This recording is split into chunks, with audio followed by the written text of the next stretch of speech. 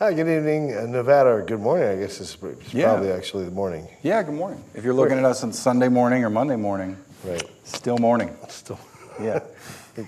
I just got up, so I don't know. Yeah. Yes, why did I It's think it was morning anything here. but it's morning. Yeah, so yeah, it's morning here in It's America. morning in all three of the, And we're here in Nate's neighborhood. This is Nate Bully, one of Nye County's top realtors.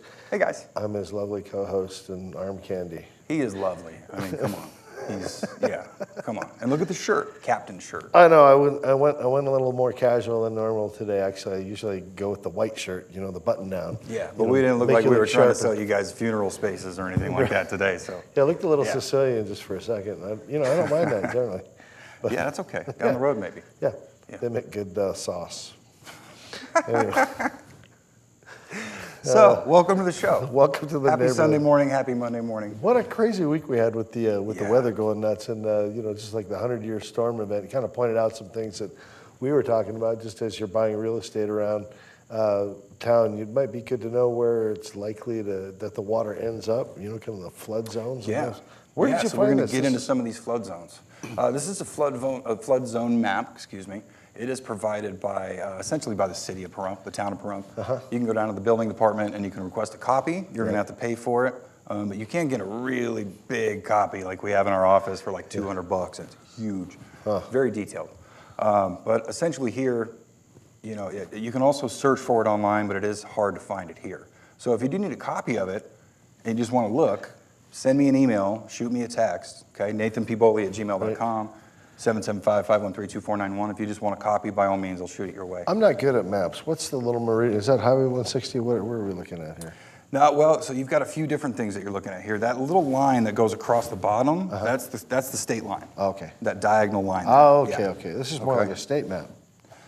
This is the valley. Okay, this is actually the valley as it pertains to the edge of the state. Right. Yeah. So it goes out to the edge of the state, What's but it up there? encompasses the entire valley. What's the point there at the top of these things? But is that coming down the mountain? They're hard to see here as far as, are you talking up top? No, I'm looking like over more at the side. centered or off the to the right-hand right there? side, yeah. Right there, you're kind of looking off at Zone A off to the right, that far red line. Those are more than likely roads or washes that have been, that actually have been spotted by FEMA or local meteorologists, things like that. Yeah. And so you've got several different flood zones inside of the valley, and we're going to kind of go through each of those today. Sure.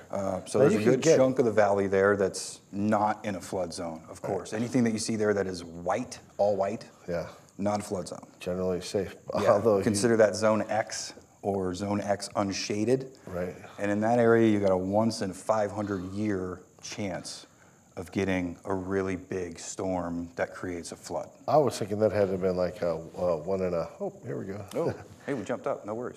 Yeah, it's funny around town as you go to see where the water went across the roads and some of the erosion and instant destruction of stuff out there. You really get an idea of like our street turned into sort of a river for a good hour. It was crazy. Yeah, you guys are up in the winery, so you've got up. If you folks are still looking at this silly looking map here, up in the top right corner there, that kind of gray shaded area. Yeah. That's an area that is technically prone to storming, or prone to flooding during storms. So that's that sloped side of the east side of the basin, where if it rains, it's coming down into town. Yep. Okay. Granted, everything up there that's totally white out of a flood zone, so you don't need flood insurance there if you're a homeowner. Right. And of course, if you have a mortgage, generally you're going to need flood insurance if you're in a flood zone. Okay. And that can range. I can't necessarily give you guys quotes, but yeah, it can go anywhere from $400 a year to $2,500, $2,600, $2,700 a year. I could tell you something about it flood could get insurance. insane. A little bit. I used to sell insurance. Yeah, you're a former insurance guy. Hit me with it. Well, okay, so if you're in a flood zone like A, where it's likely and prone to be flooded, yes, and that is you get a surveyor out to your property and they shoot the front door of your property and they say, okay, it's at this elevation. It's you're at 2348 above sea level, like whatever. An elevation certificate kind of right. deal. They give you an elevation certificate, and then they compare that. Or the National Flood Insurance Program compares that elevation to the historic flood cresting at like, are you? Oh. And if you're underwater, like New Orleans, it's very expensive to get flood insurance. Yeah. If you're, because they're several feet under sea level, right? Technically. right. Yeah. Yeah.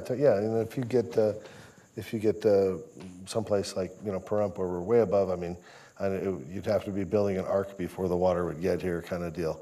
Right.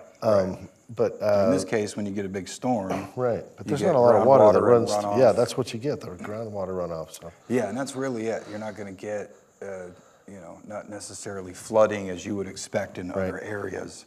So flooding in this sense is a bit different than a place like Houston or New Orleans. Right, we're kind of up on a mountain, like so that. I mean, our elevations, 23 and change, I believe. Yeah, but so Don't quote me. Flood insurance here should be fairly inexpensive, just because it would be But like super freaky for it to flood here, kind of. Yeah, but there are some zones there. If we can go back to that map for a quick second, that biggest zone right there. The big blue? Double check that one. Yeah, that big blue one right there. Let me double check. So yeah, that is zone AO. AO, okay. Yeah, and so that one's got a 1% annual chance of having a depth of up to 1 foot. Right. 1 to 3 feet, excuse me. So anything that's in that kind of lighter blue, more ocean blue color there. okay. And granted, it's tough to see streets. It's tough to see really anything from this. So if you do need a copy that you can zoom in on, again, shoot me an email, send me a text. Yeah.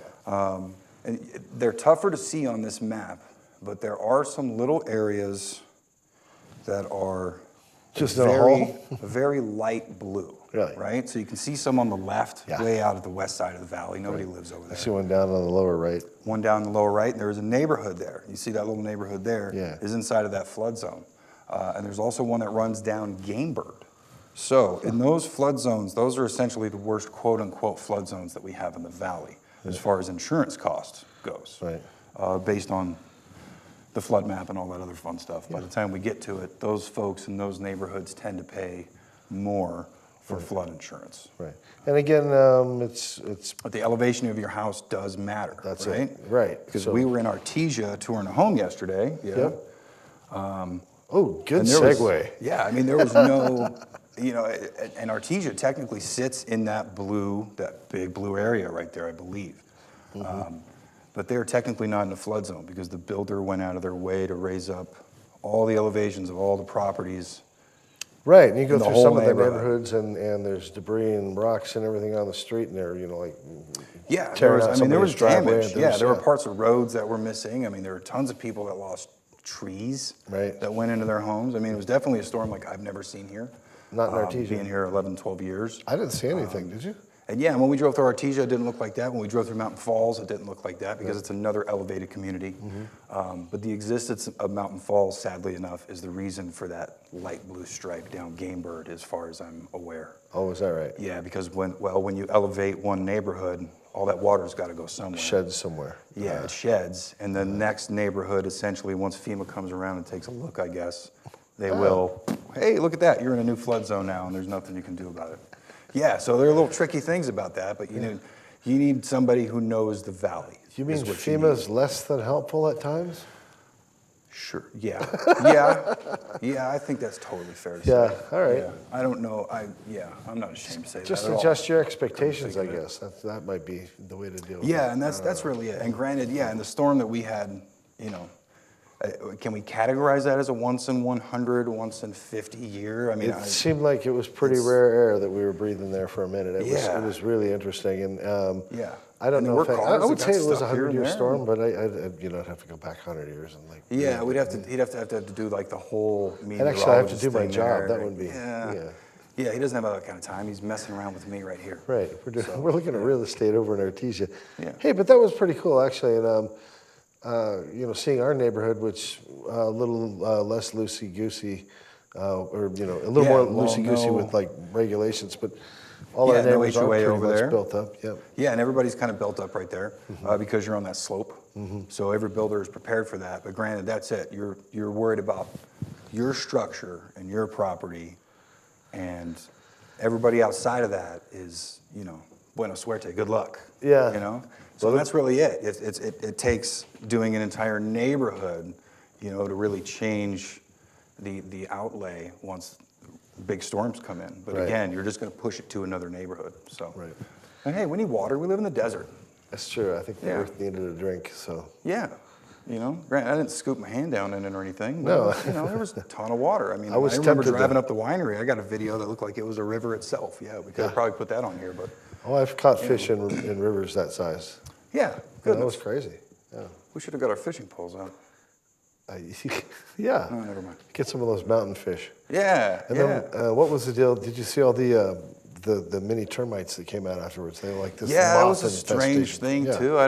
I've only seen those once or twice, and I think they only come when it rains really heavy. Right. So if there's anybody over at Bugs Bennett or Genuine Pest Control or any of our other local guys, if you know what those are, Well, they're a form of termite. give us a lot holler. of Let them. us know. Are they? Yeah, and they've got a real short lifespan. Like they grow, they Learn something new every start day. flapping around, they lay an egg, and then they die, and that's it. So they really don't have time to do a lot of destructive. It's not a destructive termite, I guess would be the point. Okay. But yeah, Fair it was enough. for a while. So I was afterwards. We were looking around the neighborhood. It's like, is it snowing? What is going on? Yeah, there's all these little bugs. There's little bugs fluttering around. Oh, pretty cool. Yeah. Well, there you go. I learned something new. Yeah. Today. So This was this old today when I learned that. when you learned, yeah. Yeah. This Artesia place was a lot of fun to tour.